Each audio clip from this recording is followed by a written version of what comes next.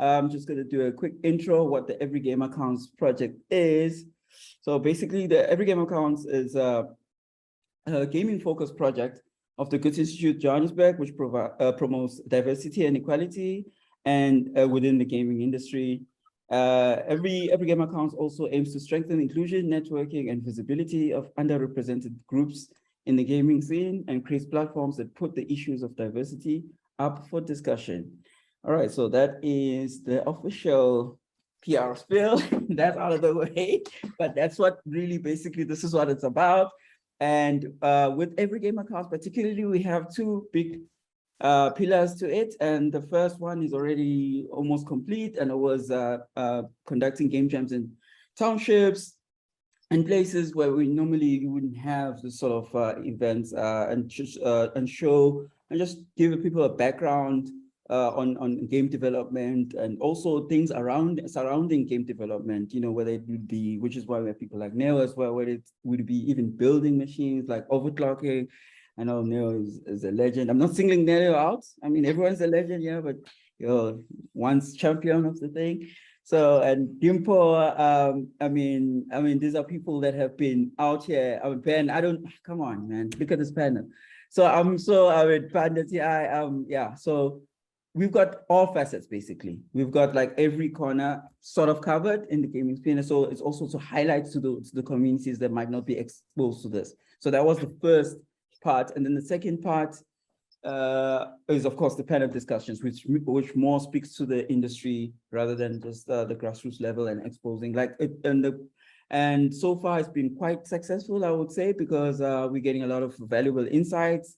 We're getting concepts and prototypes that we would never have thought in terms of gaming mechanics, because we're touching communities that are just wild.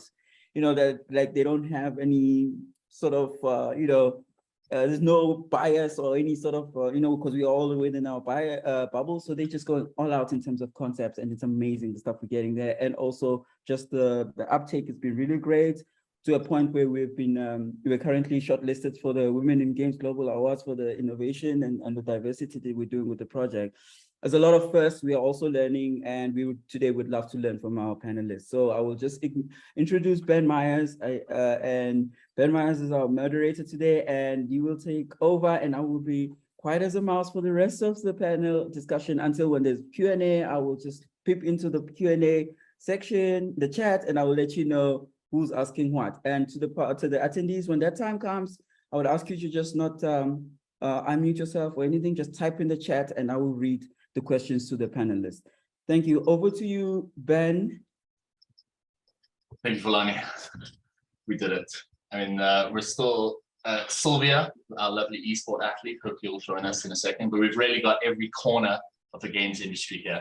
We've got a game developer, we've got a content creator, we've got a games and hardware journalist, and a white guy with a man bun. We literally have every corner of the games industry. Sadly, the bun is getting cut out because of the green screen, but it's truly incredible. We're covering all the bases here. And so I think before we get started, quick shout out to Goethe-Institut that has long been a champion of the games industry in South Africa.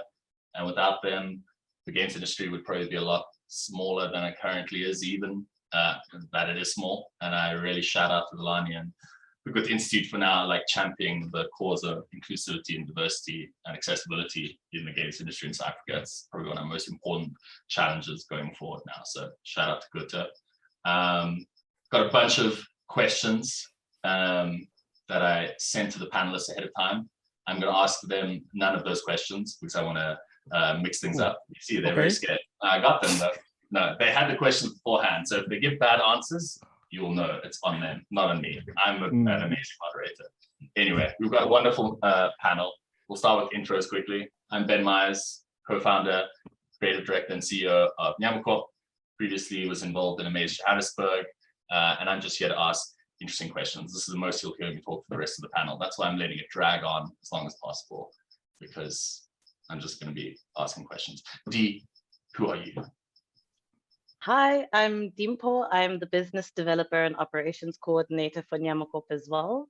I have previously worked at Free Lives. I helped run and helped create the games festival Playtopia. I was the deputy festival director.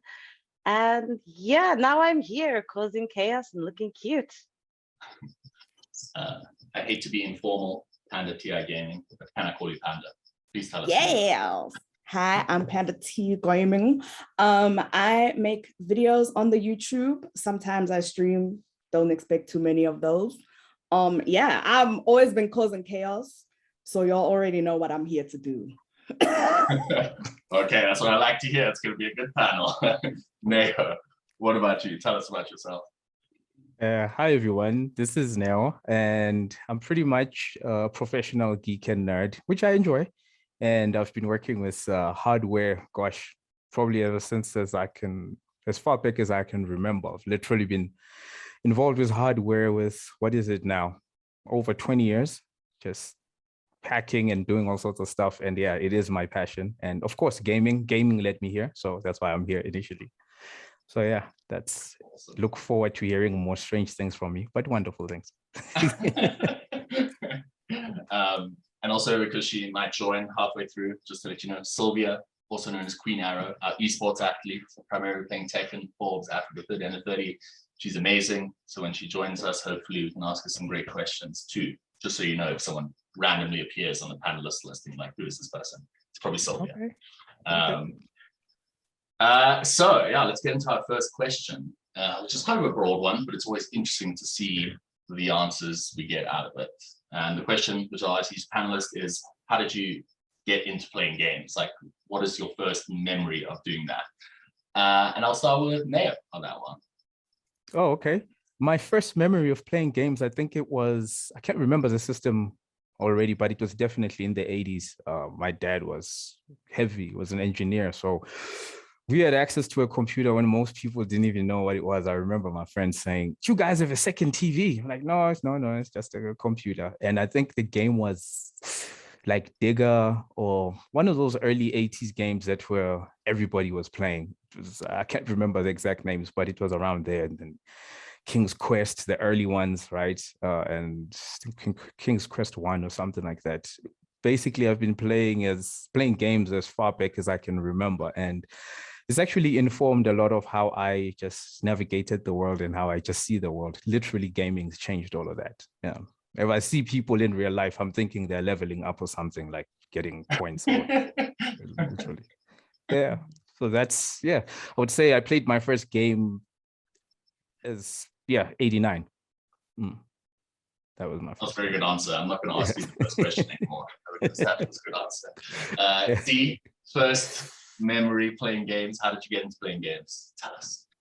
I remember my first game was one of those TV games, like the consoles you could get that had like 999 in one with the cartridges. And so I started out with Mario, Super Mario Bros. For that version of it for years, which really got me excited and was enjoyable. And then once I grew a bit older in my teens, my eldest brother got a desktop, and then I got started into Unreal Tournament of all games, which I will defend to my dying breath. Every day, all day. Let me tell you. Every day, all day.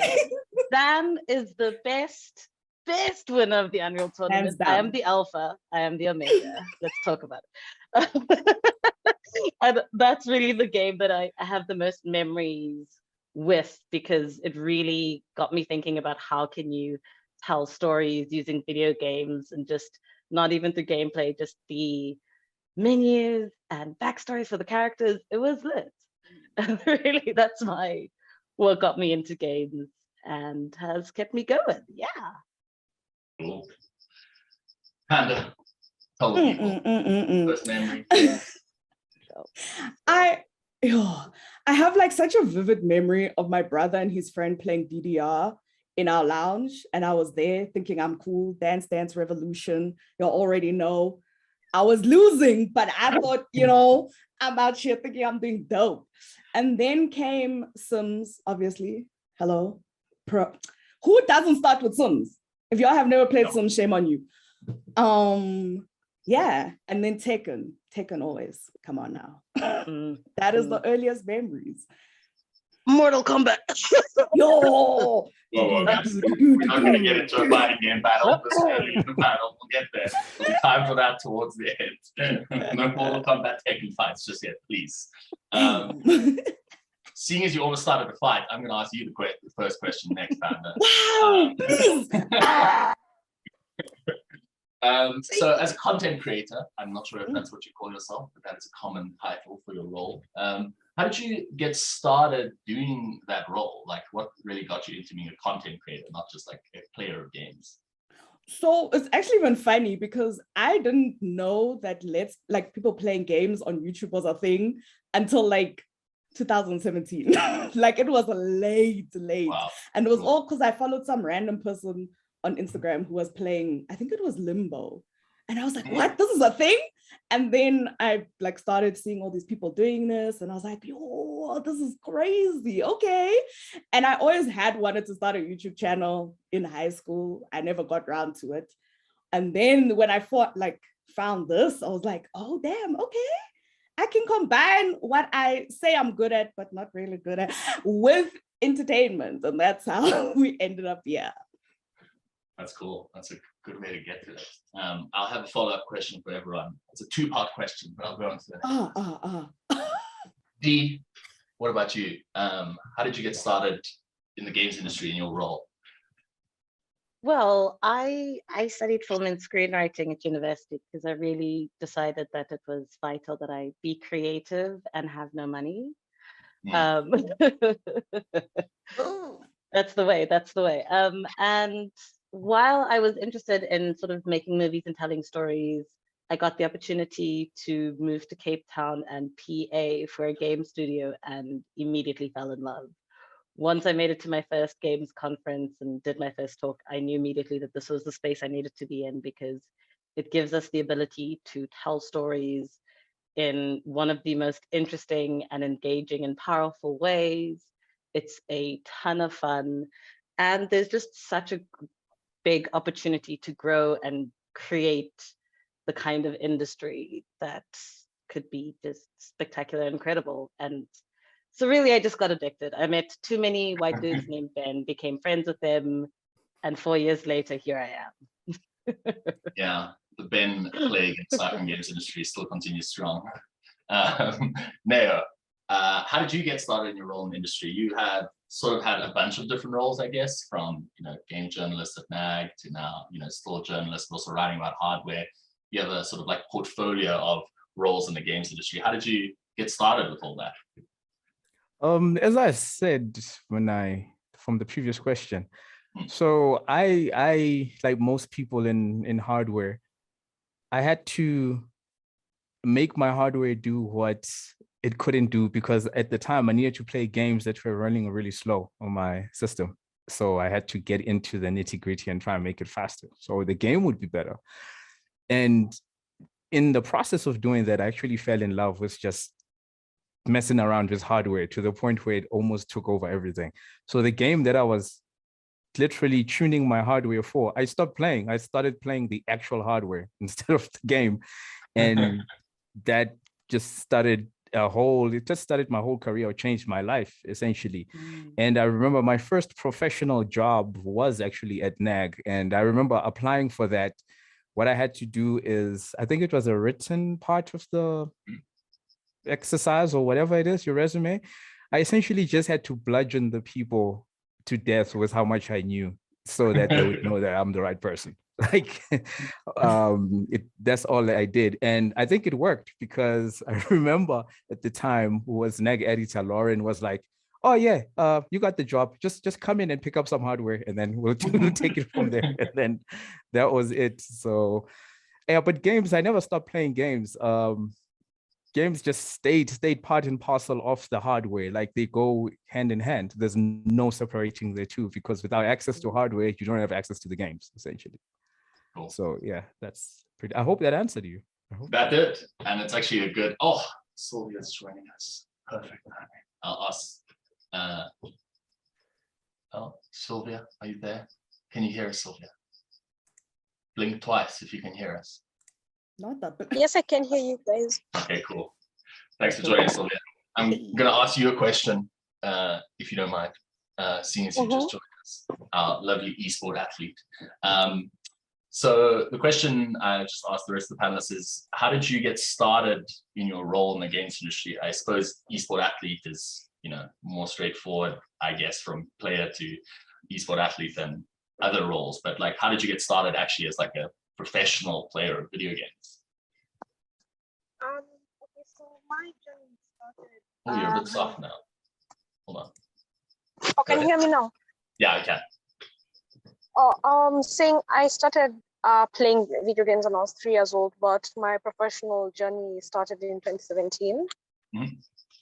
I started professionally with Mortal Kombat X. I joined a local tournament which was being held at the East African Gaming Convention. It was a Mortal Kombat 10 tournament. I joined, and surprisingly, I came in fourth, and it kind of gave me the motivation to continue playing at a professional level. Now in 2018 is when I made the transition into Tekken, since there was a local community that I felt that it would grow it and just have fun.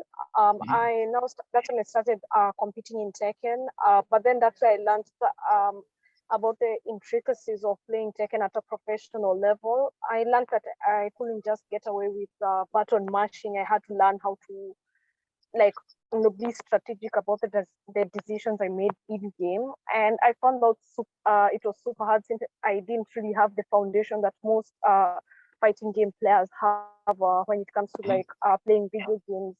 There's some fundamentals that translate over from one game to another. So I didn't have that. So I felt really frustrated and I couldn't keep up at first with the rest of the community, but I slowly but surely started learning. Sweet. That was also a good answer. Damn, you guys are killing it right now. This is a very easy job, the easiest job I've had in a long time. Okay, Sylvia, I'll ask you one other question because I know you're also double dipping on the events.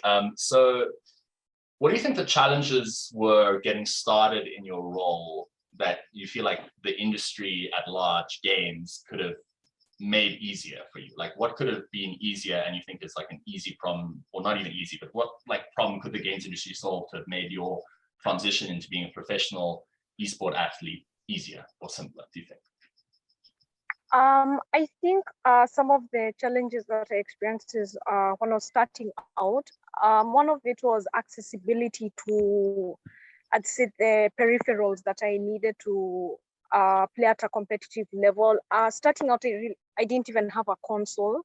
And granted, there were gaming cafes locally that kind of eased that issue, but when you're paying 200 shillings or roughly $2 an hour just to access the console and the game, so you can practice, it becomes difficult in the long run, especially as a student and you're on a student budget.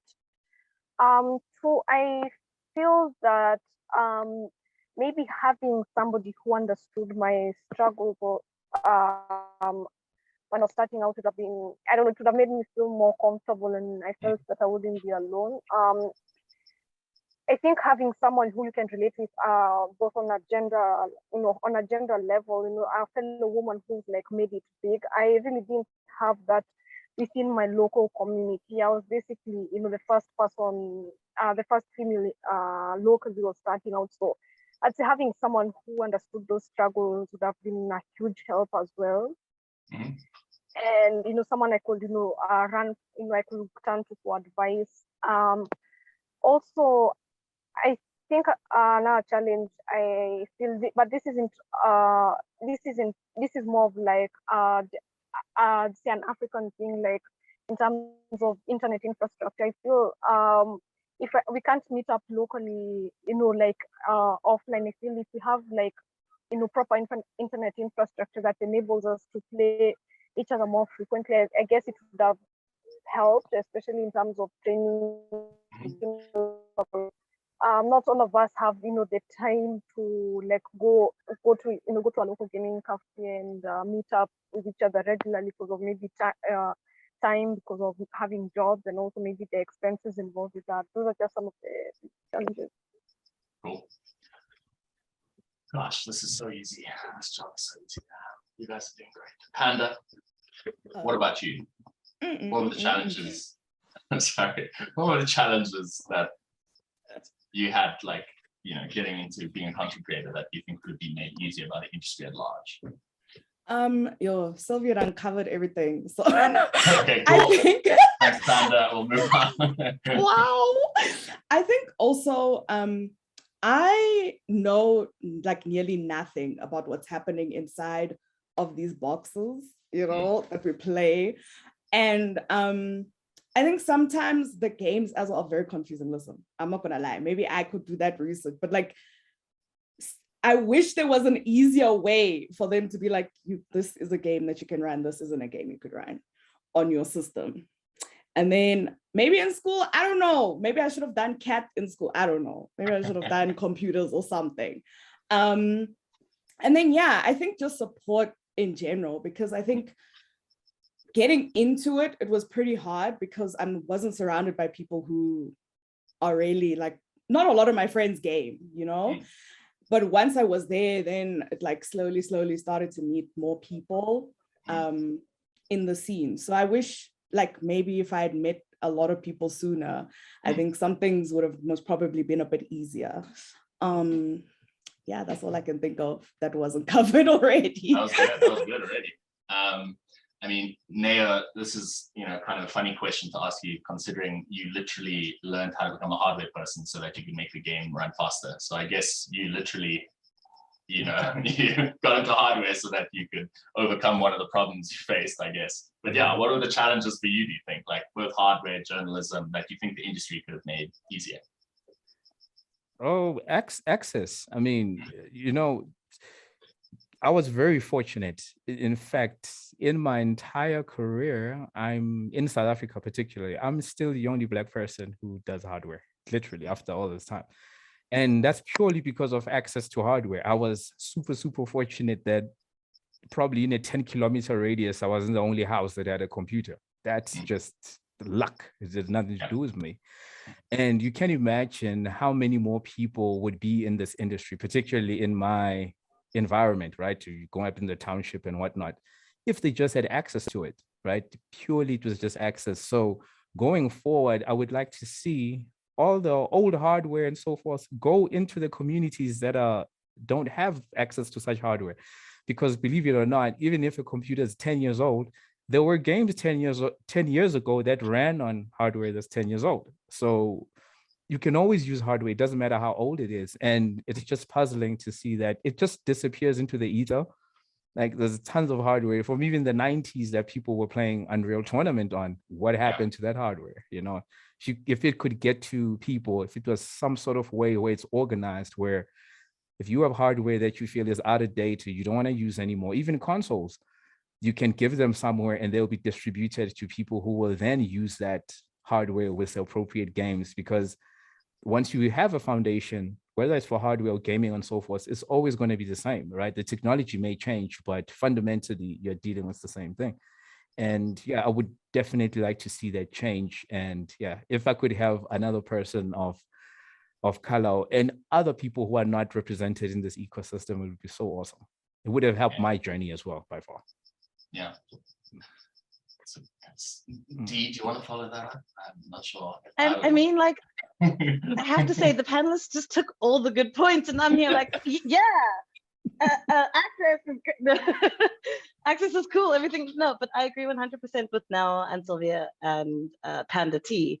It's all about access and it's all about support. I mean, definitely for me, just having access to the information that there is a games industry, no matter how small it is, having access to understanding the different roles and understanding what skills are valuable if you want to work in game development is vital.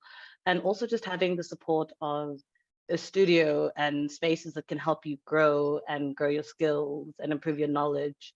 And one thing that really helped me was also just the privilege of having access to going to conferences, to meeting other developers, to being able to create that support structure to help grow within the industry. And I think that's also incredibly vital, that kind of support and access to hardware, especially hardware that runs Unreal Tournament. Because let me tell you something. Yeah. Go back to the Putting 90s facts, hardware, yeah. stuff there, yeah. Bring back Unreal Tournament. Yeah, here. I feel like we can end the panel now. That's been the big takeaway. It's just bring back Unreal Tournament. We're good to go. All right. So yeah, I mean, this sort of up until now on the panel, we've just been meeting the panelists and asking about their role and background and everything. And sort of this last question, we started to see that, like, despite the fact we are such brilliant, amazing panelists and they've achieved so much, like there were like systemic issues in play the entire time, which made their achievements kind of rare and unlucky, right? So that was sort of the initial part of the panel, the sort of the starter. And now we're going to get into the juicy bits a little bit. So I'll start with Sylvia on this one, which is at a broad level, like what opportunities, whether capitalist or cultural or whatever, do you think the games industry in Africa, South Africa, or worldwide is like missing out on by not solving inclusivity and accessibility issues? Like what stories are we missing out on? Like, money, is that what people care about? I don't know. But like what opportunities do you think are being missed out on by not solving these problems? Hope Sylvia heard me. Did she? Sylvia? Yes. I think through this lack of accessibility that marginalizes, let me use this from the African region in esports. I think we, for one, miss on the opportunity to, I'd say, compete on the world stage. And by not competing on that stage, we also miss out on the opportunities of telling our, our unique stories and our lived experiences. And if we aren't able to tell our own stories, the rest of the world will keep telling, they'll keep the assumptions that they have about our region. And I feel that's incredibly unfair because, we are as talented and we are as valued as the rest of the world, as the rest of the players in America, in the EU, in Asia.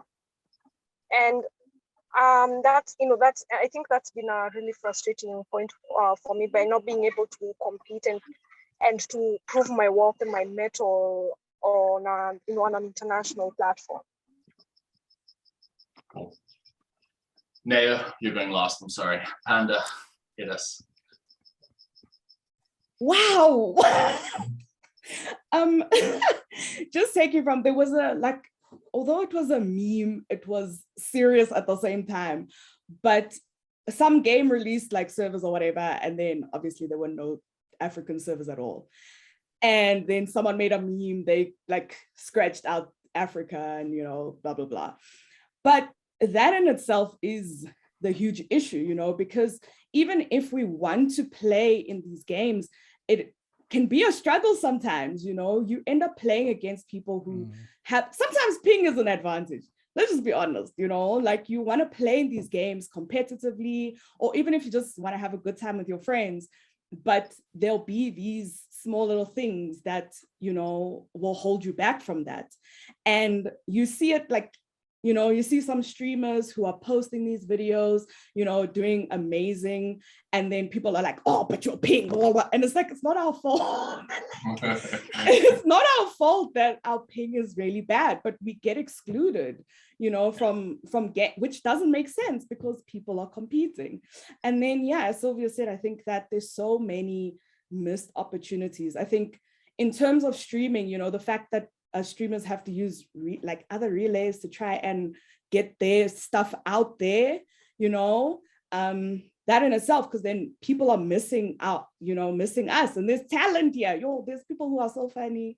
Let me tell you, myself and but like there's people who are their content is being overlooked, and they could be part of the big people out there, but they end up having to move countries just so that their content can be, but not everyone can afford to just be like, oh, I'm gonna take my whole life to wherever so that my content or my whatever can be seen. So yeah, I don't know if that answered the question, but I needed to get that off my chest. Just whatever you need, we're here for you. What opportunities and benefits is the games industry missing out on? I mean, it feels like it's just such a massive missed opportunity, both in terms of it's a continent filled with incredibly creative, intelligent, funny human beings who aren't able to realize that potential and that talent. And that means that we all just have less cool things. There are just less things that can speak to us, that we can enjoy, that can question us. There's just less innovation because a lot of the people who could do incredibly, who could make the thing I care about most, fantastic games, are just are just not able to do so. And I think for me, that's what frustrates me the most, is that through these structural barriers and biases, whether they're unconscious or not, we end up in a space where we're just unable to fully grow in a way that would benefit all of us, but also we end up having less cool things, which again, I'm not here for. If we're gonna survive the late stage capitalism, we deserve cool things that speak to us, that serve our communities. You know, like we all deserve 15 million superheroes for each demographic. So the fact that we don't get to experience that and have those things is just sad and a harm.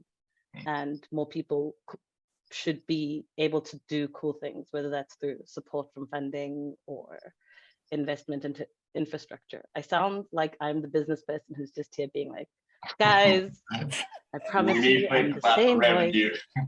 We just need to think about the money. But we're only thinking about the money so that we can make the cool things. Exactly. Facts. Facts. All right, thank you, Dee. Neo, I left you last. Can you still give us a good answer? Let's see. You've been devastating everyone going first. Can you do it as last? Yeah, I think I'll echo the sentiments of everybody else on the panel. And mostly it's that, but not having this sort of access in Africa and particularly and South America to some extent, you're almost funneling the storytelling or the experiences that people can have. I mean, for growing up, most of the games are told, have been experienced from Caucasian male's perspective, right? That's literally how I experienced my games. And even the people that I ended up relating to, particularly in first-person games, I ended up embodying a white guy, which is not who I am. That in itself is not a problem. However, it just curtails the number of stories that you can tell, because everybody has a very similar westernized perspective of the world, and that comes across in gaming. I would not necessarily blame the people who develop the games, but what I'm saying is purely because there just isn't enough diversity or inclusiveness in the entire gaming ecosystem. You end up with sort of like an echo chamber, right? And everything, I mean, many of you remember a time when Call of Duty was the only thing that was around. Everybody was playing Call of Duty all the time. And if you think about it, there are communities that don't necessarily have that relationship with the military, particularly the Western military. I mean, if you are in one of the countries where you are suffering occupation, you don't necessarily look at these guys like you're Rambo heroes and whatnot, right? And there's nobody telling the other side of that story. There was one particular game that was actually showing the horrors of conflict and so forth. I think it was 20. The line. Oh, Pardon? I wanted to say that. Why did you say Dimple? I wanted to say that. Oh, what did you say? What did you say? My What hand game was was up. that? Spec Ops: The Line. That's right. That's right. You know, it told a very like, okay, maybe I won't play this game again, but I did appreciate that, you know, and it just brings about, you know, the social commentary in gaming as well. And just if there's a huge swath of people that are excluded from that, the social commentary isn't necessarily representative of the world that we're actually in. So yeah, that's pretty much what I'll add to that. The man is unshakable. Whenever we ask him the question, he still does it. Dee, did you want to add something, or did you accidentally put your hand up? No, I put my hand up because I want to add on to what Noah was saying, especially when it comes around who gets to tell the stories and what stories are being told. I think it's very difficult to see how our media impacts our lives or the media we consume, but it's very clear that by not telling certain stories, you allow a particular narrative to remain in place, a dominant narrative. And as Noah was saying, a part of the way to change it fundamentally so that it's not just you know, the two genders, man and political, or the two races, white and political. You need more people being able to tell their stories. And in addition to that, it needs to be spaces, or we need to create spaces that are consciously and actively choosing to be inclusive, choosing to be representative, because, you know, we also don't want to be in a position where the expectation is just that if you're a person of color or you're a marginalized group, that you have to make these kind of games or tell these stories, but rather to give us the full breadth of humanity that's been denied from marginalized groups for generations. And that's the humanity to also just really want to make really sick Unreal Tournament games. This is surreal. Some people can't let go of certain games. It happens. Okay. Look, at least I'm not talking about Fallout New Vegas, you know? That's true. Wow. Okay, hang on a second. Wait a minute now. Oh my God. Let's not get Fallout into New it. Wait a Vegas minute. is the, like, Let's it's not the get into best it. Fallout guys. game of that generation after Oh, one and okay. two, three, like from three My onwards. pandas, New Vegas. focus, my pandas, focus. Okay, I feel like Yeah, seriously. I've got a bunch more questions, but I think if people want to start dropping questions in the Q&A, we're starting to sort of reach the halfway point. So if people want to start dropping questions into the Q&A, that sounds like a good idea. But I have a question while you start to do that. And it's a life coach question in some ways. It sounds that way. So I'll start with Sylvia on this, which is, if you could like just snap your fingers right now and like solve one major roadblock in your opinion, which is stopping inclusivity and accessibility to games, the games industry in Africa, like what would that problem be, and what do you think the solution would be if you could just suddenly solve one of those problems? Okay, from late last year, I've been traveling around, and I honestly think that one particular point of or challenge that needs to be addressed is how much, the visa problem generally. It's so difficult to acquire visa, let's say, to travel, maybe sometimes even within the African region itself. It's sometimes difficult to acquire a visa, or even traveling to, let's say, countries where, let's say, I need to attend a summit or a tournament. And honestly speaking, the visa process can be very dehumanizing, from the number of documents that you can be asked to provide just to, like, essentially prove why you are worthy to experience a particular country's culture and stuff. While maybe from, countries, people who live in the West, they have a much easier time accessing countries within the African region. So that it seems very unfair, and it makes it unnecessarily difficult. And if for a lot of us, if we had all the opportunities that we needed back home, we wouldn't really have a need to travel. But I'm forced to travel outside to get the opportunities that I need, and I have to jump through hoops and hurdles that my Western and Asian counterparts don't have to. So that's honestly one of the first things I'll address from my own personal experience. And once that particular issue is addressed, it would make I'd say it would make traveling for esports athletes less expensive, because you also know how expensive visas can be, and there's no guarantee that will grant it to you. Cool. Yeah, that's a good one. Neo, snap your fingers, solve a major roadblock. What's the problem? What's the solution? The problem is, again, accessibility to all of this stuff. As I said in the beginning, what happens to all of this hardware, whether it's old 8-bit consoles like the family computer, NES knockoffs we had, and all of that stuff? What happened to any of that? What happened to all the original PlayStations, the PS2s, the original Xboxes, which did exist in SA? All of that hardware is somewhere. and yet it's not getting to the people that could still use it, because it's not about it being old or anything. If you go on YouTube, there are a lot of people who have retro channels that just look at old games. In fact, a lot of the channels that I'm subscribed to, like GameSack, they look at old 8-bit, 16-bit stuff, like from TurboGrafx and whatnot.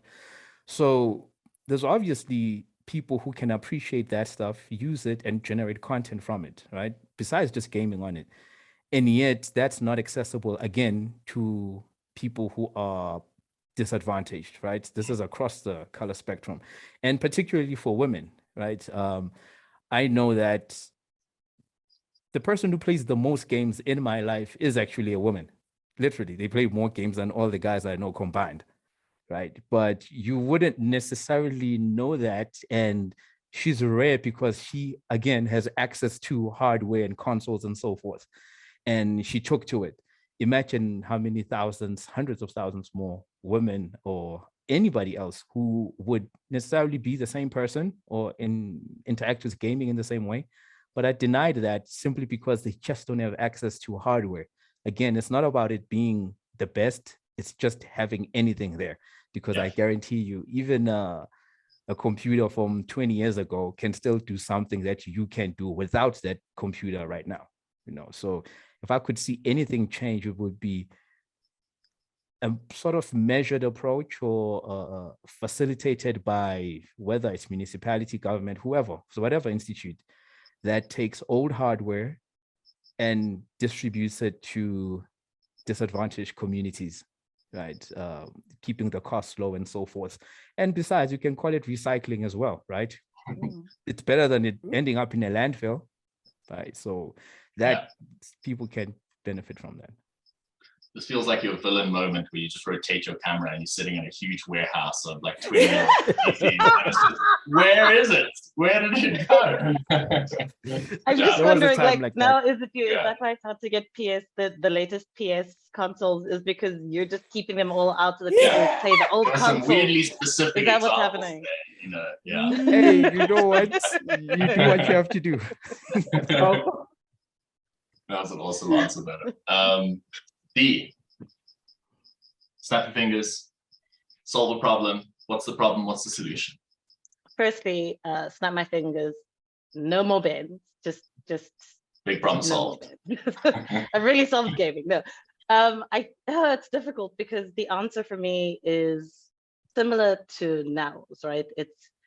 It's snapping my fingers and having more people have access to computers, to games, to avenues of making games, of avenues of just being able to enjoy an experience and be involved in the creation of games. So I guess that would be snapping it and prototype funding, support and funding for hardware, for software, for making it easy and accessible to find, like where you can learn additional skills that could help you grow if you want to.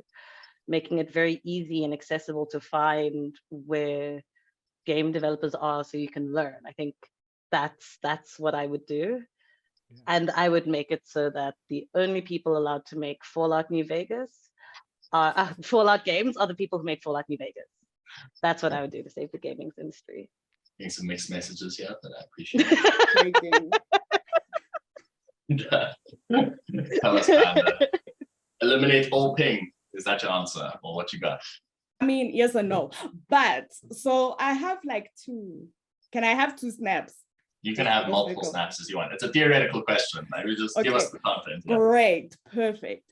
The first one would be, which I think is overall what's happening, is the knowledge that this is how diverse it can be, you know, whether you're working with the insides of this thing, whether you want to be entertainment, whether you want to do esports, whether you want to make the games. Because as I said, I only learned about this late, you know, and I've been playing games forever. But I didn't know that this was something that I could get into. So I think that knowledge, like to let people know that, hey, you know, you can actually do this, and then ABCD, EFG, you know, can come from it then. Yeah, so that was the first snap. The other one is very weird and random, but please bear with me. I'm excited. So So I wish that I could snap and all the like stereotypes that go with games could vanish. Because I think that a lot of people won't want to make like, oh, you play Sims, that's a girl game. It's like, wait, what? You know, where I know a lot of like guys or whoever's who play Sims. So, and the same goes now for first person shooters. You know, you see the horror stories of how people are treated within the games, you know, in the gaming space, and all because of your interest, you know, oh, go play Stardew Valley, go play the other farm games or whatever, you know, don't come play our Apex or our whatevers. So, and I think that will come with, because then maybe I'm somebody who doesn't fit the mold of who would make a story game, you know? So now I might be shy. I might be like, yo, what's the next best first person game I can make, even though I hate shooter games, you know?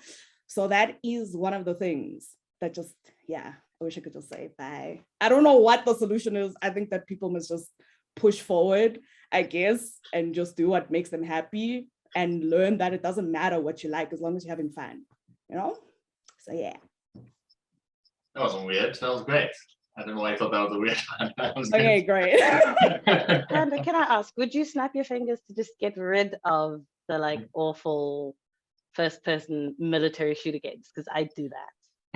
You see, the thing is, I is just that be like, Call of Duty, Call of who?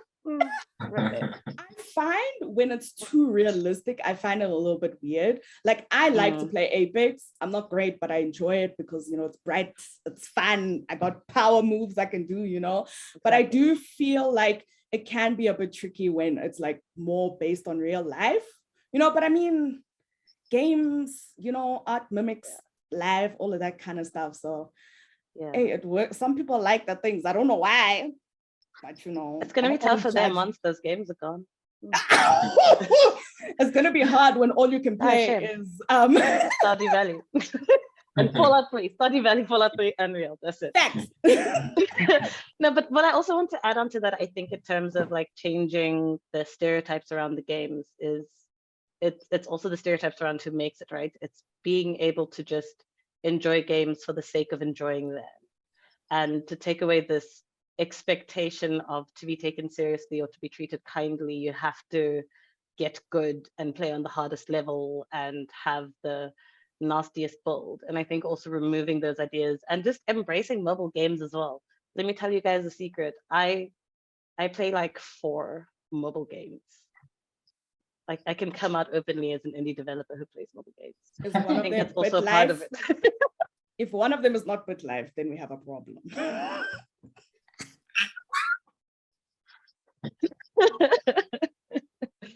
No, I'll even be honest. One of them is super trashy. It's original Candy Crush. I am addicted. Oh my God. Love that for you. Just being open and allowing us to just enjoy games in whatever format they are, how they are, and not judging it or demanding that you have to play games or interact with games in a specific way. Unless you're making realistic military games, it's not realistic. It's not historically accurate either. Stop saying that, please. Yeah. Thank you. We're going to go to questions shortly, but Panda, did you have something you wanted to add? Oh, I just wanted to add, I wanted to add on that whole thing about like being good at games, you know? There's a lot of games that I was scared to play, and I'm still scared to play alone, Apex being one of them. I play with friends, and I'll only always play with friends because I'm scared to go into a lobby and there's just players who take the game seriously, which is fine, you know? You're allowed to take games seriously. You're allowed to do that. No one's gonna murder you. But if I'm there to have a good time, like, you know, I'm here to have a good time, I won't make your game terrible. I can kind of shoot, but I'm always nervous to go play these games because I'm scared of people being like, oh, you're not taking it seriously, don't uninstall, noob, you know, like I'm worried about those things. Sure. Fulani, would you like to read the questions to us, or shall I? Thank you, Ben. Yes, we have a few questions already. And almost all of them are directed towards Panda T. So I don't know what that means. All right, the first one is from, I'm just gonna read it verbatim. So yeah. Okay. So the first one was is from Aluta, and she says, one more question for Panda T. oh no, hello, cool chat, right? I don't know if I'm getting the intonation correct. A little forgive me if that's not how you wanted it to sound. My question is specifically for the homie, Panda T. You mentioned some tricky aspects of streaming, like needing to use other services. Is that why you choose to not often stream, or do you just prefer the architecture of YouTube? So I'm just going to ask all three, and then you can just like note them down. Yeah, for the sake of time, all right? I'm gonna forget. Okay, I'll try and read another. I'll read them again if you forgot to one. Okay, right? got you. Yeah, no problem. So the second one is one more question, Panda team. OMG, sorry. How do you choose which games to record, document, document /document you playing? Do you record or document everything, or just what you think would be entertaining? That's the second question. Third question is from actually one of the organizers of the event, and Kim is asking, my question to Panda is, how does she deal with comments from her viewers on her channel? All right, so that is that. Okay, let me start with the comments one. I don't. When I start, I do try to reply to everyone, because like most people are leaving me nice comments. I'm not gonna lie. Everyone is very supportive. They're very kind on the actual channel, you know, so I've never had like, oh, look how bad you are at this game, you know? So yeah, so generally on actual YouTube, I reply to everyone because everyone's being nice to me. But I have had DMs, and especially when I started, and even now I get them, where people are like, oh, your videos are too long. Like, please cut your videos shorter. And then the recent ones are about what I choose to play. So it's like, oh, you should play Apex, which is proper. I'm not just making it. But, oh, you should play this game. You should play that game. You should do this. You should do that. And although, yes, especially when I started, I was like, yo, you know, maybe I should listen to what the people are saying, you know, because maybe this is what people want to see. But I also said that like, I enjoy what I enjoy playing, you know? And when I started, I was playing off like a very basic laptop. I wish I could give you what was inside, but you know, one of my friends who's into tech even came to me and was like, how are you making videos? Like, literally, how are you making videos off of this thing? Like, how do you do it, you know? So that's where I started. This PC business is very new to me. I'm still learning as well. So I used to look on like itch.io was like my #1 hotspot to go and look for games. And there's amazing things, let me tell you. There's all good games there. So I just used to look around and see, okay, cool, this looks like I can make something from it, you know? And I guess that kind of slides into some of the other questions about like what I choose to record. Before, it used to be literally what is gonna run, like what will run on this system. And you know, I played random games. I played this game called like something about a hag, and there's some random lady chasing you in the house. I don't know what was happening. I don't know what was going on. But that video has the most views on my channel. Let me tell you, for free. I don't know, you know, but now I can play a lot, like more games now. I'm like, you know, my system allows me to. So now I just kind of choose, yeah, what #1, what I think would be entertaining, and #2, if there's something I want to try and I would like other people to be part of with me, you know. There's a lot of, well, not a lot, but there are some games I don't play for YouTube, because although, you know, I should be pushing out the things, I also want games to enjoy for myself. And there's also some games that I feel like, you know, you lose the immersion, you know, especially with like story games sometimes, because you're trying to be funny, you're trying to, blah, blah, blah, let me go here, what's this, you know, and then you miss like half of the story, the actual story. And I don't want to like not give the developers maybe, you know, my full attention, if that makes sense. And then the streaming question. So as I said, where I started from, I really could not stream. Like there was no way. That poor laptop was fighting for its life already to, when I used to edit, it used to take me like 5 hours to edit like 30 minutes. It was hell. And now, like, I just got used to it, and we were talking about it earlier, but I also like to edit out some weird things that I say, not bad things, but like I really do some strange and bizarre things that on live now people are like, yeah, we caught you 4K, we got you. And I'm like, oh, but when I'm editing, I can like cut those things out. So yeah, that's why I just choose to do the YouTube and stream every now and again. There's another Panda Tea question, but I'm going to turn it to a question to everyone. Otherwise, I must be like, wow, the rest of us aren't on this panel, apparently. Participants, please ask questions to other people as well. We all love pandas. But Arno, I was actually asking, and this is an interesting question for streamers and content creators, but like, do you make it a mission to play like African games? Like, and is that a preference thing? And I guess that's kind of interesting for everyone, right? In terms of like, talking about access and like the sort of stories that are told, but like, are you folks actually playing or know about like African games that are being made on the continent? I mean, maybe Neo, do you want to speak to that? When there is a game that I'm exposed to that's made locally or anywhere in the continent, I will play, but only if it's interesting to me. I mean, the last game I played, I think was made locally, was Boot Fighter, which was funny, and I appreciated that, However, I don't necessarily go out of my way to find an African game purely because of the platforms that I'm on don't necessarily shape there's this, it recommends what games you should be playing. And you don't necessarily they don't sort them out by region necessarily. Yeah. It's just this type of game and so forth. But if there were more African games, particularly story-driven ones, because that's what I play mostly, I want a good story more than anything else. I want a good story. If they were there and there are good stories to tell in Africa, then I would definitely play them, even if they had technical issues or whatever it may be. But yeah, I would love to see more of them. If anybody on the panel knows of any African game I should be playing, I definitely would take a look at it. We'll give you a call in 2 years now. Yeah, you're in the right place. Anyone else want to speak to that, playing African games? No?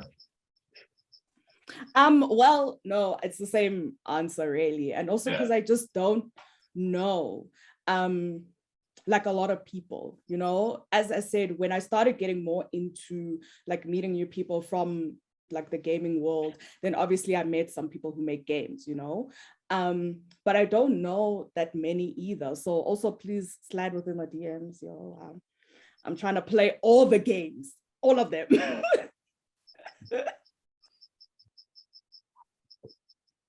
Cool. Sorry, Belani, I briefly took over your question reading things, but if you're welcome to take it back. No problem at all. No problem at all. I just want to add before I go to the next question, no, this is the reason why this is the reason why a project like this needed to be done. Someone had to do something like this because there's a lot, like, you're amongst like some of the best game developers in Africa right now in the panel, because I know they won't say it. I mean, Nyamakop do amazing things. Actually, Ben is one of the first games even that were on Nintendo.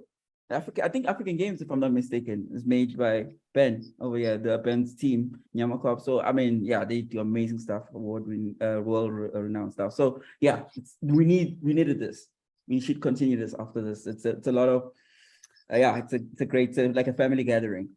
We need each other. And then Raymond Buchanan, I hope I pronounced your name correctly, Raymond, asks, hello everyone, I'd like to ask, what do you consider a good story in the games you've played before?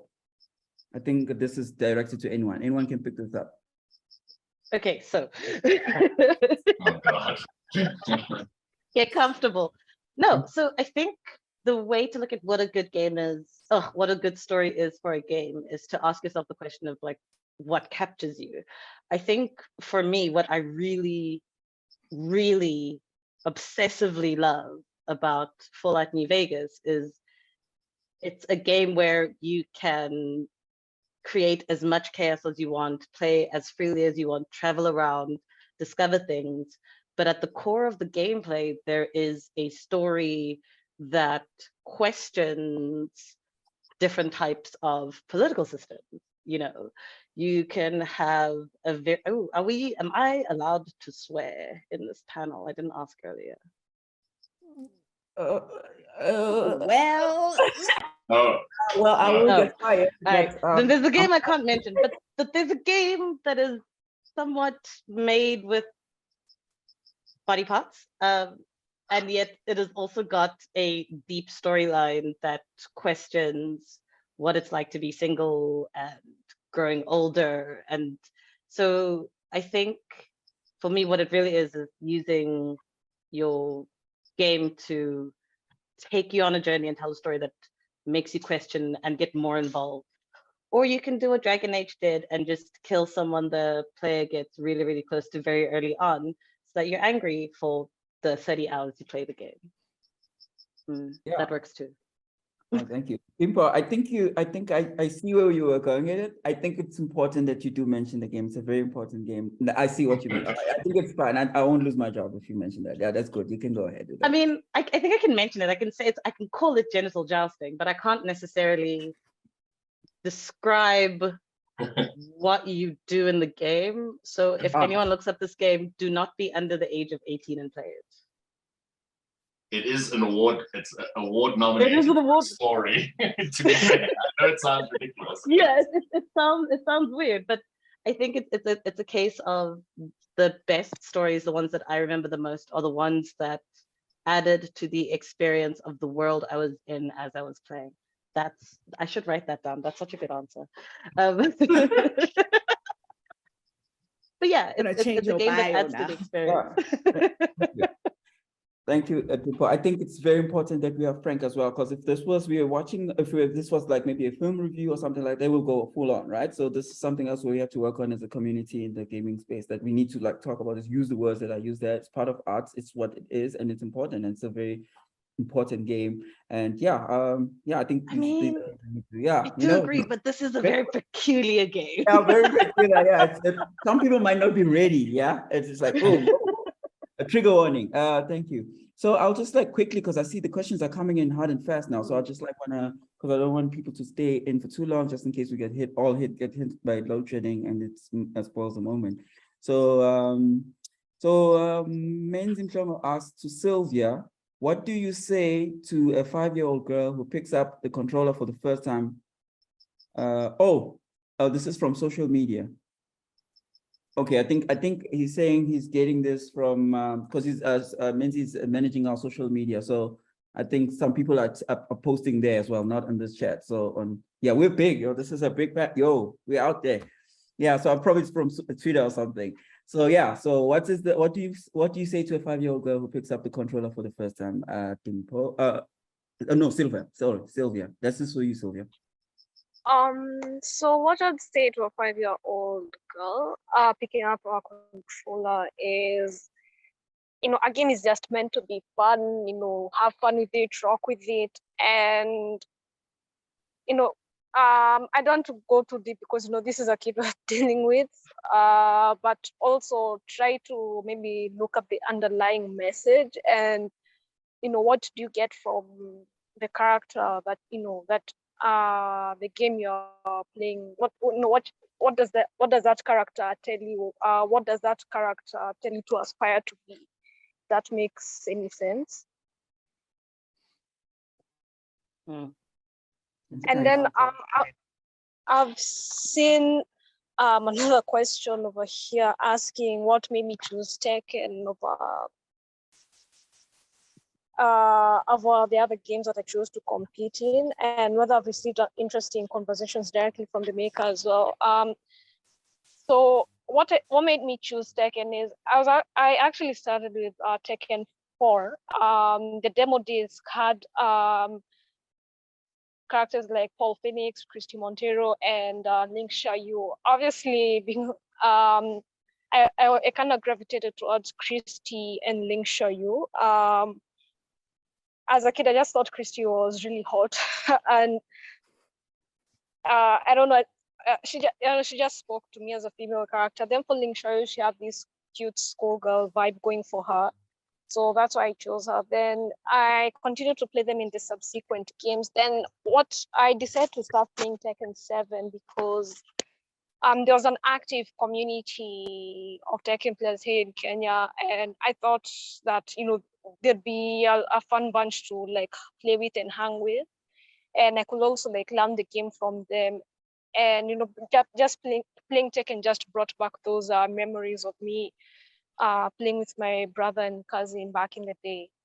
And when I've received, like I've had conversations with the makers, yes, Harada-san and Mari-san follow me on social media, and they've been very interested in the African Tekken community. And I know that in future they're going to be more inclusive of our region, and that's been like pretty exciting to see. And they've already made such steps by adding 2 Tekken World Tour stops in South Africa and in the Ivory Coast. Cool. Well, Sylvia, I think, has to leave us now because she's also at another event. So thank you, Sylvia, so much for your time and great questions and answers. You're welcome. Thank you so much for having me, and I apologize for the mishaps that happened today. No worries. We loved having you. Thanks so much, Sylvia. Good luck. Thank you, Sylvia. On the Bye. esports Thank you. circuit. Bye. Bye. Yeah, at least I'm sure they still have power, so things are still happening there. They have power, we don't. So yeah. She's got things to do. There's power in her country as the electricity. All right, so I'm going to move to the next question. I think that I'm just going to like quickly I'll read both. They're directed to different people, and then I'll just maybe the first person, maybe the one is the first one is directed to Dimpo, and then the second one I think is directed to everyone. So I'll just to Dimpo first. Ben, I hope I'm not overstepping, right? No. You said very clearly you were going to read the questions, so go ahead. Yeah, cool. To Dimpo, this is from Kim. You sounded like you were not pro mobile gaming in your last answer. What? I think it's more like, okay, I think it's gonna read a weird way. I think he means you are not like pro or for, more like it wasn't professional mobile gaming, if you can have a category like that, I guess. It sounded like you were not pro mobile gaming in your last answer. What are your thoughts on mobile gaming for an African audience which has an influx of mobile devices? And then okay. Sorry, go ahead. No problem. And the next one, I mean, anyone can pick this one up, is from Avu Zwanchongwana, and she asked, I find that our games have so much beautiful stories, and that's one of the best ways to create an African game. But how do we create games that can be played without hesitance, maybe, yeah, from the audience, or rather compared to Western games? Okay, that's for everyone. And she says, good apologies. Oh, why are you apologizing, Avuza? There's no need for that. And she's saying good. Oh, she's okay. Okay, she's saying good evening to everyone. So she wanted to greet first. Yeah. And then the last question is from Raymond. And Raymond is also to everyone. Anyone can pick this one. She said, hello again. I'd like to ask, what's more important for a character between being relatable or being an actual character? All right. So those are the questions. Thought-provoking stuff. Go team. Okay, I am pro mobile gaming, but I think there is a perception of mobile gaming and the value of mobile gaming, both in the wider industry in South Africa, particularly because it's a very small, very indie artsy industry that makes it hard to really engage with mobile games in the way they deserve. But I also think that it's exciting that there is a lot more support and interest in game players in general, both from mobile or any console, from bigger studios and bigger companies across the world, because it just has an outsized benefit. So I am very pro mobile gaming, but there is, I think, I don't want to call it like stereotyping, but it feels more like a bunch of cool kids being like, oh, you play mobile games, you're not a real gamer. It's more along the lines of defending myself against those kinds of comments, because I definitely play a lot of mobile games. Oh wait, it doesn't count as a mobile game if you're just playing games with people on WhatsApp, right? I played 2 mobile games. No. Yes, I'm gonna let other people answer the other 2 questions, but I also have thoughts. Yeah, the second question is, thank you, Dimple, for that. And the second question is, how do we create games that can be played without hesitance from the audience, or rather compared to Western games?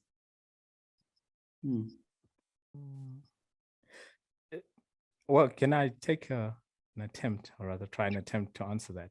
I think the important thing is make a good game first.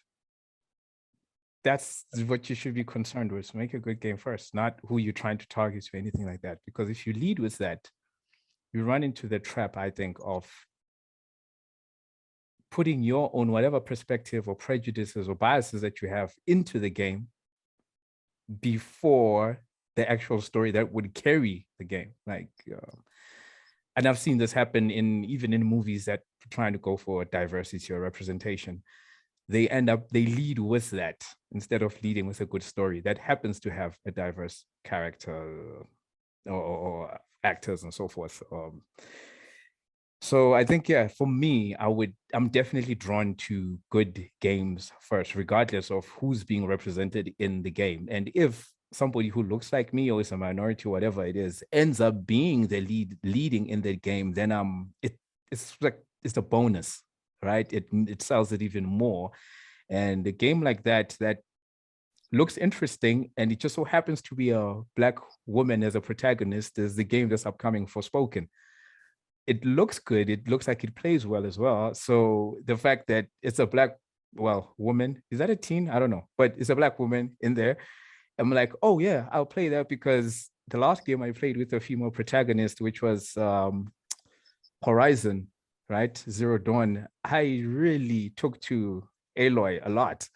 So when this game came, I was like, oh, okay, it's probably another good game. And it so happens to have a female protagonist who also happens to be of color.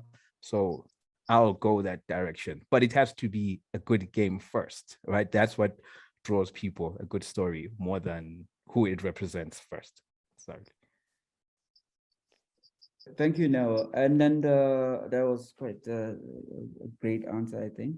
I think that's also very important that we create good games first and foremost, right? And then, yeah, just open the door. So also there's diversity in the games, and they're all not looking the same.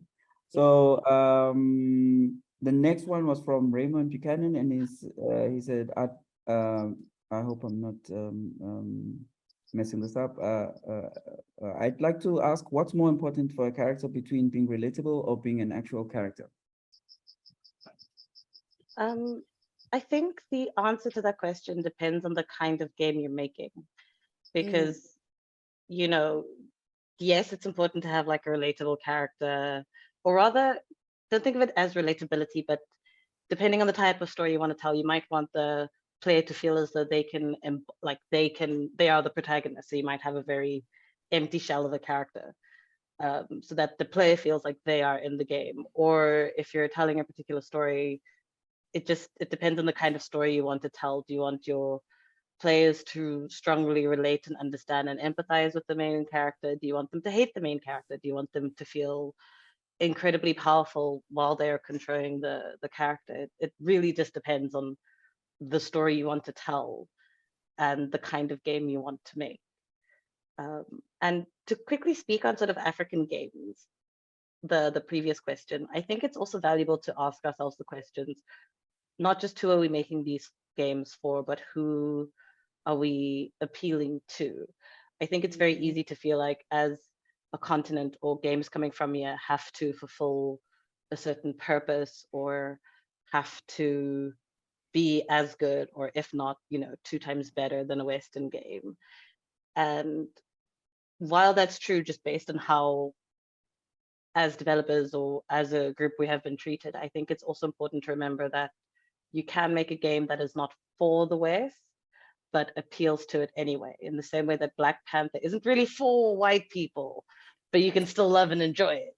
And I think that's also an important needle to thread when thinking about how to tell African games, is not to put pressure on it to be accurate or historical or 100% perfect, or to have a specific goal, but rather telling African stories, because the kind of game you want to make and the story you want to tell is African, and it doesn't need to appeal to the West, as long as you can find communities who are underserved or people within those spaces who want to play the game, because as Nell said, it's a good game and it's compelling and it's new.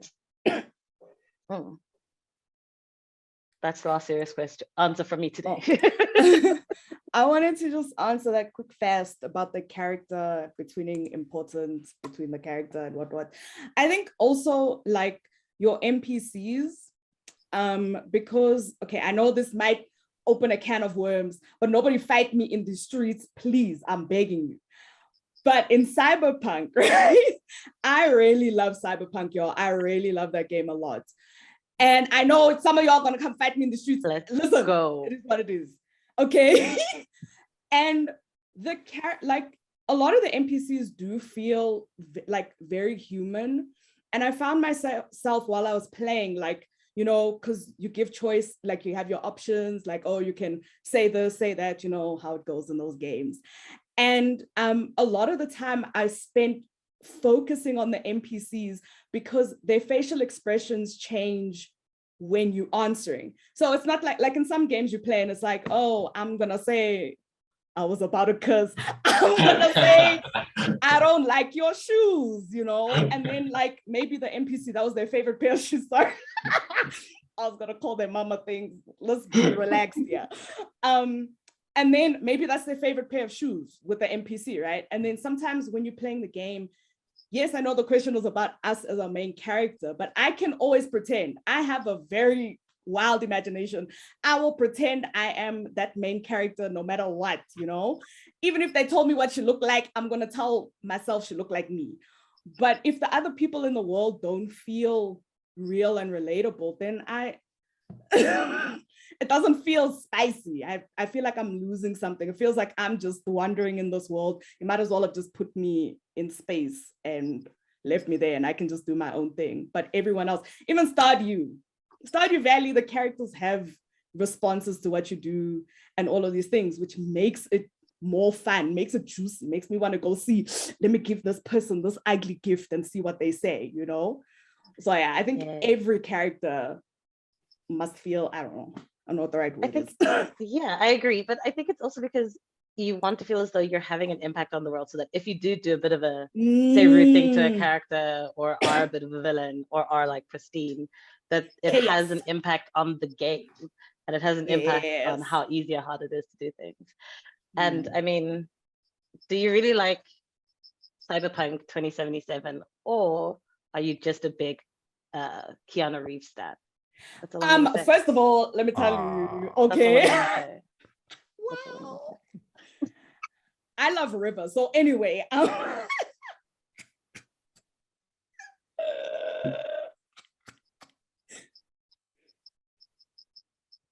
you're muted. Oh, Alani's muted. You're muted. Sounds like such a good speech, but we can't hear. He's really it looks so passionate. I was so excited. Final poetry. Yeah, I'll just say sorry. I have to interrupt the ladies, but unfortunately, I'm that guy. I'm the bad guy. I'm looking at the clock. I would honestly love for this to go on for as much as possible. This is great. I mean, honestly, it's gonna go for hours. I don't mind at all, but I'm sure our participants, our attendees as well, they're like, they need to cook or whatever, prepare stuff. Getting pretty late.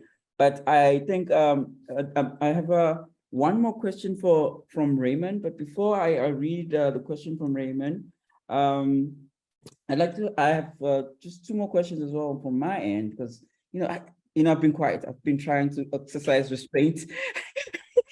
But I'm like, this is a missed opportunity. I have so many questions to all those people that are here. As a huge fan myself of everyone, huge fan. So firstly, it's to Neo. Neo, what is your current rig, and can it run Crisis? Okay, anybody who asked that question has obviously been around. Confusing a lot, because that was a standard question. oddly enough, I run a very underpowered rig because all the high-end hardware I use, it goes into my test machines and so forth. Believe it or not, I run like an 8th gen Core i7 or something like that, even though I have the latest 12th gen and so forth. The truth is, if I put anybody in front of my computer and ask them to tell me the difference between that one and a really good one that I put together now, you would not be able to tell the difference. Literally, you would not be able to tell the difference, even though my job is to get people to buy new hardware. I will be honest with you. A lot of people can get away with buying hardware that's 5 years old and still be fine. So my rig is very underwhelming in terms of specs and so forth, but it has a lot of very fast storage, like the fastest storage available to buy today, because that's what matters with video editing and whatnot, right? But other than that, that's a very understated. It's a sleeper rig, right? Like those cars. Yeah. Oh, thanks. You didn't answer the second question, but okay. Which was? Which was? And it ran Crisis. And Oh, of course. Many times over. He was insulted by the question. I even forgot about it. Like, what is that still a thing? Yeah, okay, that's great. That's great. Thank you so much, Neil, for that answer. And then I'll read the I think this one is directed. I'll give Ben, I know he's moderating, but Ben, I think this one is for you. I'll direct it to you. I think it was directed to everyone, but I'll just ask you. Okay, first line, all right? You prepare for this one? Do you make games? Question mark. If so, yeah, if so, what's your process and which software do you use? Great question. Let me answer for Ben. I used to make video games, and now I just have managing 20 people, so I don't really make video games anymore. It's mostly just emails. But yeah, I do make video games. The software was made with Game Maker Studio back in the day, and then Unity is still for prototyping. And these days we're, as a studio, using Unreal Engine. And in terms of process, it varies quite a lot depending on, there's a bunch of different processes for making games, like game jamming, randomly coming up with an idea based on a theme, or playing a game and thinking something is bad about it and making a whole game around fixing that problem. There's like a whole different variety of ways to and processes to create games. It's really just about analyzing and playing stuff and figuring out if you want to do something better, or if you have an idea in your head of combining two genres. Like there's almost an infinite number of different ways and processes to make video games. You just have to get good at finishing stuff, basically, and then find the process that works for you and jump around the different processes. So yeah, but this is from someone who doesn't make video games anymore. I can tell you how to send emails though, if you want to know. Very good at that. Also, make sure you have a friend who at some point will rip you away from that game, because you'll never be finished. There's always something to be fixed. Yeah. Thank you so much, guys. And also, I hope that answers your question, Raymond. That's Raymond Buchanan who had that question. And yeah, Neil just finished flossing to us and told us not only can it run Crisis, but he can run multiple instances of Crisis. Of course. So that is, yeah, that's where we are now, levels in 2022. I'm asking a 2001 question. All right, so the next one, I don't think there's any more questions. But before we end, I'd like to pose a final question just to the whole, and this is directed to anyone in the panel. They can respond to this question. How do, I might not phrase it correctly, but forgive me if it doesn't come out the right way. But how do you guys feel about the perception of not only, because like our conversation is like today has been just focused mainly on the gaming community as per se, but of course we don't exist in a vacuum. We're within a bigger a sphere. There's other mediums, there's film, there's photography, there's all of these other things, which of course we are trouncing every single industry at the moment, but people don't want to mention that. But anyway, we'll leave it at that. But like, I mean, in black spaces or in black publications, traditional publications and things like that, where some of them purport to support achievements of black individuals or highlight certain challenges that are faced by black individuals in film, in fine art, for example. Like, it seems like every other day you wake up in the newspaper, there's a, like, I don't want to mention certain newspapers, they even have a whole art section where they where they profile certain, young and up and coming Black fine artists, or in the new filmmaker, or but oddly enough, they don't profile game development and people, and then we have legends here. We have people who've been in the scene who are of color, Black people who've been in the scene for decades, but it seems like still, even with within that community, that it says they're inclusive and they want to celebrate all Black, I don't want to say excellence, I don't actually like that. So, but just all Black achievements and things that are doing, and just stuff that's happening in all these spaces. Gaming is oddly missing, and it's a stark, absence. It's very worrying. So I don't know how. My question is, how do you guys feel about that, or is there how to how do we approach that? How do we solve something like that? Because it is a bit of a challenge, because it seems like we are almost absent in the conversation there as a community. I think Buzz. it's a buzz, but it feels like it's a very difficult thing to resolve, because part of it is the assumption that there isn't an industry here, or it's not viable as a career. There are the artistic assumptions that don't view video games as an art form, and don't engage in it with that way, partially because of Call of Duty and the big triple. I mean, it is called. Let's not lie here. But through games such as those, it's not seen as an art form or being taken seriously in that form. So it's also quite difficult.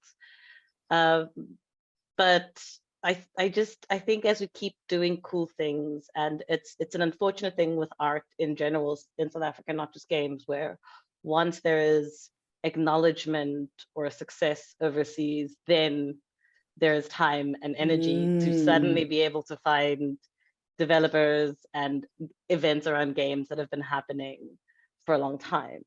So, the hope is that as we continue to do cool things, they will continue to acknowledge and pay attention. And I think as esports gets bigger and, game development gets bigger, hopefully we'll see that change. And I feel very bitter about it because, some of us went on the 30 under 30, and apparently there's no 40 under 40, but it's fine, That's why I go to therapy. But it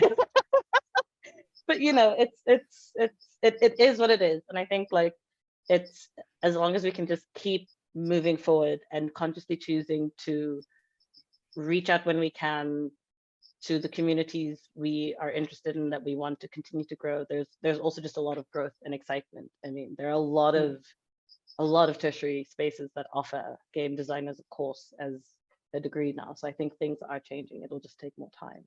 Thank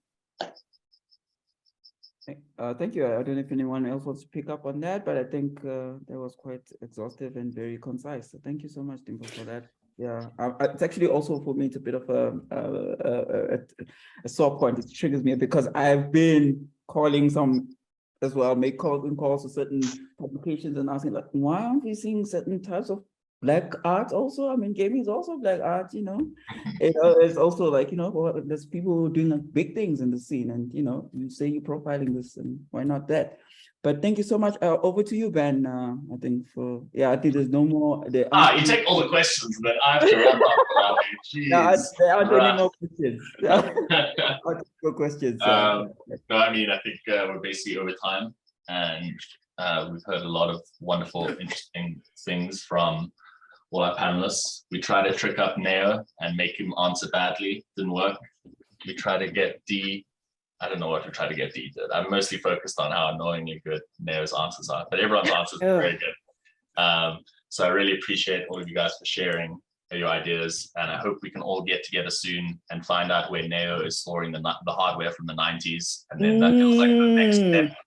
It feels like the next step from this conversation. But yeah, I hope all our participants enjoyed hearing from our panelists, and thank you so much to our wonderful panelists for their time and their beautiful brains and their laughter, loudly sometimes. Wow! Just at me next time. Yeah, just proved my point. Thank you. So anyway, really appreciate everyone's time and knowledge and insight. So thank you so much, and all our participants who joined the Zoom call with questions. Thank you so much as well. And now over to Villani to press the end meeting for all button on Zoom. Oh, of course. You think I'm not capable of that? I will leave it on. Do not tempt me. I will. I don't want this to end. I'm the wrong person to give that much power over a conversation like this. They chose the wrong guy. But anyway, yeah, I'd just like to thank everyone. Most importantly, I'd just like to thank the attendees. Thank you so much. We really appreciate you guys making the time and watch these talking heads on the screen. I mean, filling up your house with sound and all, unless you're wearing headphones, but it's there, it would be worse in your head. Oh my word, thank you so much. Well, there's Neil plugging in, doing product placement. Yeah, that's the reason why we put the screen, the Every Game Account screen, and you removed it because to avoid such things. But anyway, thank you so much. The attendees, we really appreciate it. I can't state how much this has been a journey for all of us to get to a point where we can even have panels like this. Like this is, as far as I know, like I said, it was one of the first of its kind, and some of us have been around, and we've never seen something like this. So this is progress. This is progress, and we want this to continue, and it shouldn't stop. All of us, even the panelists, even the attendees, it would be great if we just have these conversations. We have each other's emails, we have contacts, which is what I'm going to ask as well. If the panelists want to share, maybe if they, maybe your tags or on Twitter or so forth, if the people want to reach you.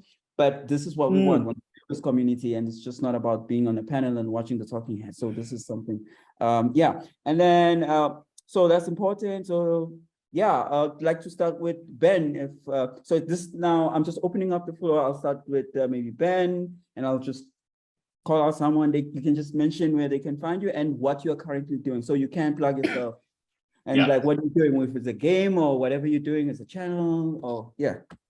I'm Ben. You can find me on @_Benjamming on Twitter. You can find our studio Nyamakop @Nyamakop on Twitter. We're currently making a video game with like 25 people that we're not allowed to talk about publicly yet. It's going well. So thanks for all your support, even though you don't know, you're supporting me. So thank you. And thank you, Ben. And over to you, Dimpo. Ben took most of the good stuff, so I'll just say that it's true though. So I'll just say that you can find me on Twitter and Instagram at JustDimpho, but it's JUSTLIMPHO. So the way my name is spelled, and just as one word. I would say you could find me on Facebook, but let's not, guys. I'm just doing you all a favor. Thank you guys so much. Thank you so much. Thank you, Dimpo. Panda T, where you at? What are you doing? You can find me as Panda T Gaming on YouTube, that whole thing, or just Panda T. Usually there's either underscores at the beginning and end, or you'll find me there on the Twitters, on the Instagrams, currently I'm playing Hooked on You. It is a Dead by Daylight dating simulator. And it's really delicious. But yeah, if y'all got games, please send them to me because I'm ready. I'm ready to play everything. Inscription. Wait, our own games, my bad. Oh, both. Thank you so much. And then thank you, Panda T. And over to you now. Where can people find you? And I know there's the Overclocker magazine is pretty active, but also like what you up to? Oh, what am I up to? Testing more hardware. I've got 2 launches coming this month, like huge launches. And yeah, what am I playing right now? I was playing Spider-Man until it got repetitive, but I still love it. And what else am I doing? And yeah, this is pretty much it. Just working my hardware and so forth, and actually brushing up on my Python skills as well. So but you'll find me on the Overclocker on Twitter, and on YouTube is the Overclocker magazine. That's pretty much, and the website is theoverclocker.com. So pretty much if you just type the Overclocker, I'll show up. That's pretty much it. Yeah. Thank you so Yeah. much, Neo. I think it's also very important. If I hadn't mentioned it before, well, it doesn't matter. I'm mentioning it again. That Yeah. Neo at some point was the champion, #1 overclocker in South Africa. So yeah. when he calls himself the overclocker, he is the overclocker. I mean, you know, that's the definition of the overclocker, right? You know, Easy like, dubs. that's how much he pushed the hardware. Yeah, thank you so much to everyone. I know there's been a square on the left. Oh my God, oh no, I'm gonna mess up my text. I think it's, I don't know how it's appearing. Yeah, yes, that's Kim Ano Mukenge is the project coordinator.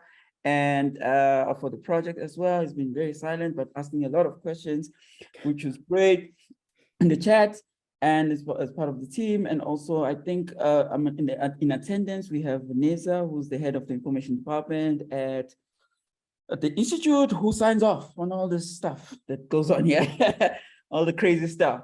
So yeah, so and just approves all these wild ideas. So I appreciate everyone, and I think as Ben said, I can just press the end button now if everyone is okay with that, right? Bye, Yeah, everyone. over me already. Bye. All right. Bye. Bye, everybody. everybody. Thanks, y'all. And Bye. see you tomorrow. Bye. Bye. Bye. Next panel discussion. Bye.